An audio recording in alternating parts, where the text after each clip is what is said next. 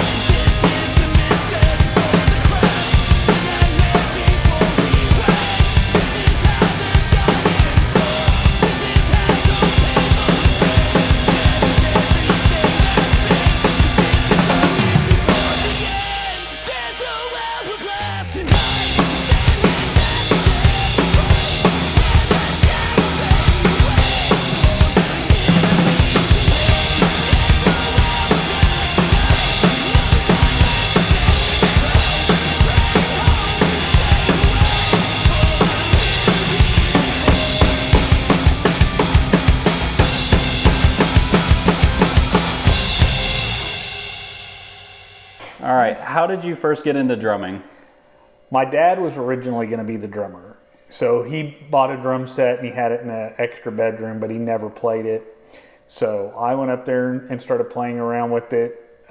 He had a cassette tape, an instructional cassette tape by a guy named Bob Rock. And so I just sat in there and I learned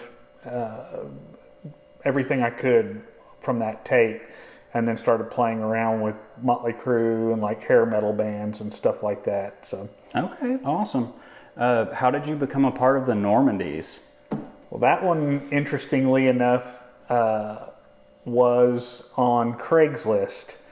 I was looking for, I believe I was looking for some drum equipment and stumbled upon a band looking for a drummer, and it intrigued me. So I sent a message out and then met the guys at a restaurant, and we visited and we all got along really good, and now they're all my best friends. So yeah. It was a pretty cool,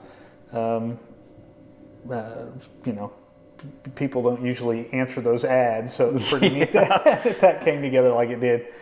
Yeah, it's crazy how it turned out. Those guys are awesome. I had the pleasure of meeting all of them, and I mean, y'all are like family, to be honest. Yeah, it's weird to see from an outside perspective, which, I mean, I'm your stepson, right. But like getting to hang out with those guys, it's just like, I don't know, a big family. It's just like extended part of the family. Yeah, agreed. Yeah. Yep.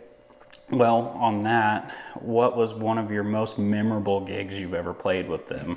Yeah, well, you can probably guess this one. Blink 182? Yes, Yeah. Blink 182 at the Tulsa Theater. Yeah. Which, the way that worked out was we played a show with the Toadies in Oklahoma City. And when we were loading up our gear, the DCF Concerts, they said, hey, we might have another show for you in a couple weeks. So we kind of got back to Tulsa and we were unloading our equipment, and they sent me a message, said, hey, are you available on this date? And I looked, and that was the Blink 182 date. So I said, absolutely. I didn't ask any of the guys in the band if they had plans or anything. Yeah. I just said, absolutely. But the funniest story on that deal was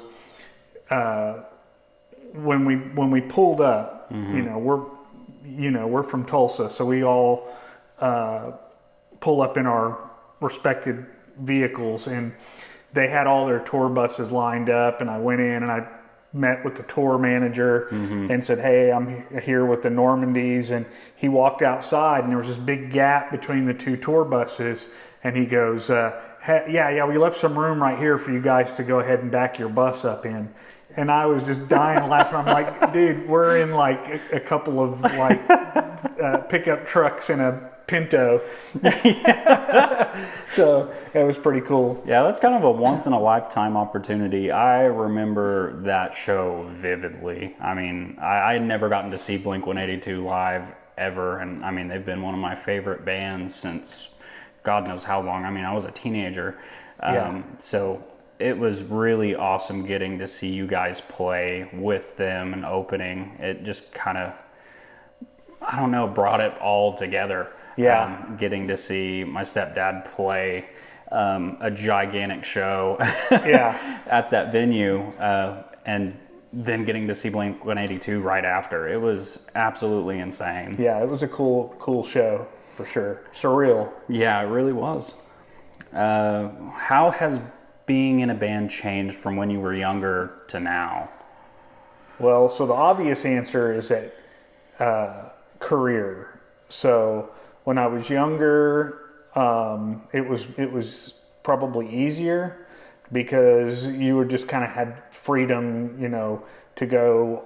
Let's say you wanted to go on tour for a week, or you wanted to sit in a room and write music every night, or whatever the case may be. Yeah. So, but now that I have a career, it's a little more difficult. But the Normandys is a band that we don't really have a ton of shows. So, and we're all older guys that have careers. So our goals are all of our goals kind of align, which is have fun and play music and just, write stuff that we enjoy. Yeah, that's fair. How do you stay inspired or motivated to keep playing after all of these years? Yeah, that's a harder question. And I think it's probably a short answer, and it's just the love of music. Yeah. I've had episodes and times where I wasn't playing music, maybe a year at the most. And those times, it's just you miss it, and you have to go back to doing it. There's something ingrained in a musician where it's like, okay, get back out there and start playing music. Yeah, I can totally understand that. I'm not a drummer. I play guitar, but I have had those same musical creation ruts myself. It's like there was a couple of years where I didn't even have a guitar, and I didn't even think about playing music. Right. And, as I've gotten older, I see much more in that passion. And I'd like to create and kind of show the world about who I am through music. Anyways, enough of me rambling. What advice would you give to younger musicians starting out today? My advice would be to not take it so seriously, because more often than not, the music business is a challenge. So if you really, take yourself super seriously, some of those downfalls might hit you kind of hard. So if you approach it more lighthearted I think you might be able to let some things roll off your back a little easier. That's really good advice.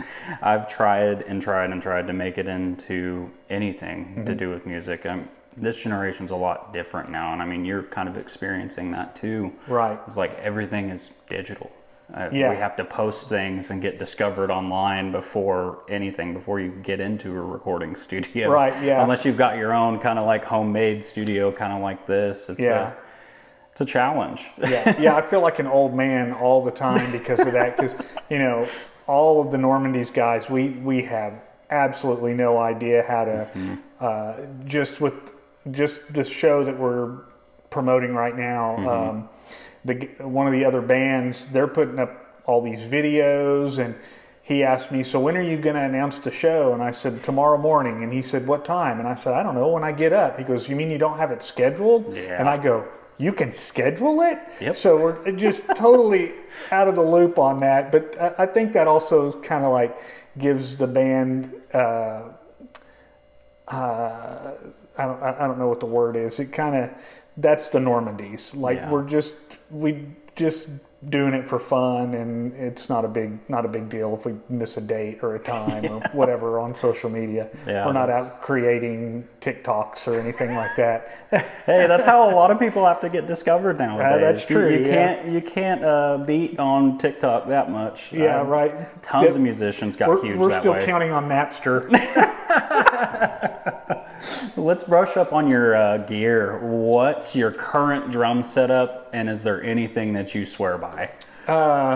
So I play Spawn drums, and I've played them for many years. Just really nice custom drums. The lugs, the brass lugs that they have, and the shell construction, everything's great. And then I use Saluda cymbals, which is a product that I really like because it has a lifetime edge warranty. So people that are a little heavy-handed sometimes, like myself, if you catch a crack in the cymbal before it becomes more than a half an inch, they'll just replace the cymbal for you. Whoa, that's awesome. So yeah, I've taken advantage of that at least 2 or 3 times. So I would imagine. Yeah. Let's see here. How do you approach writing drum parts for new songs? That one's more challenging, but with the Normandys, everybody is involved in the writing. So when we come in, there may be a guitar part, there a vocal melody, anything like that, and then really I just kind of listen to the parts. I think if you write, this is my opinion, if you write around drums, it's a little more difficult. But if the drummer is a pocket drummer and they're writing to the song, right, it keeps it from being too busy, and you can still make it interesting and creative without just blazing through a bunch of crazy drum fills and parts.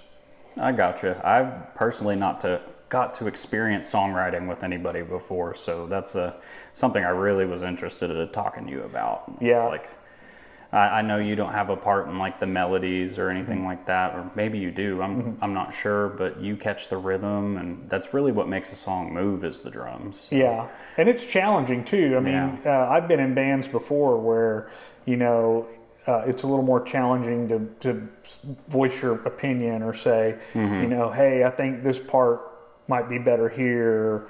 Or, a lot of times, I'm going, hey, can you go da da da da da da da? It's the only way I know how to, Yeah. But with the Normandys, it's super simple. Every once in a while we have a creative difference, but we always find a way to meet in the middle. Or if it becomes too difficult, we just kick it out and move on to something else. I gotcha. Well, with that being said, do you think your style has changed since we've known each other?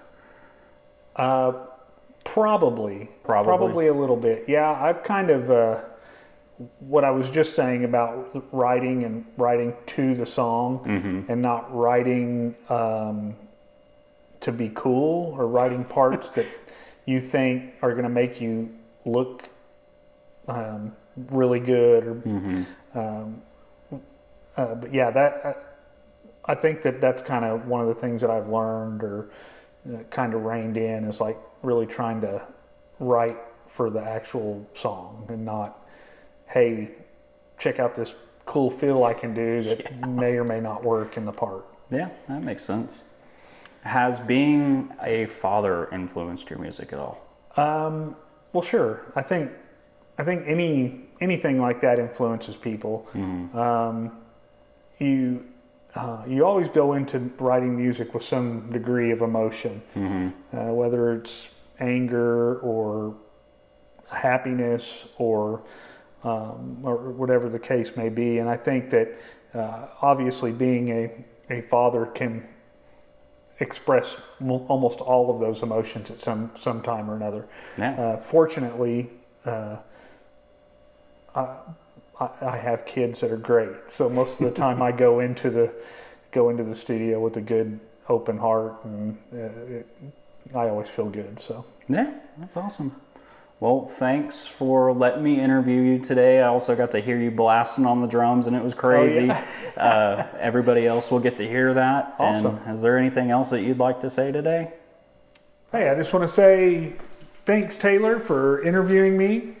Would love for some people to come out and see the Normandys play. We have show August 23rd at the Vanguard. It's our annual headlining show. This year it's going to be a CD release. Tomorrow morning I'm leaving to go to Colorado. We're going to be recording at the Blasting Room, which is a pretty big deal. Rise Against, if you know, has done all of their albums there. The Descendants, the drummer for the Descendants, it's his studio, and yeah, just excited to keep my journey going for as long as my old body will let me. Got it. Well, thanks guys for tuning in, and y'all have a good day.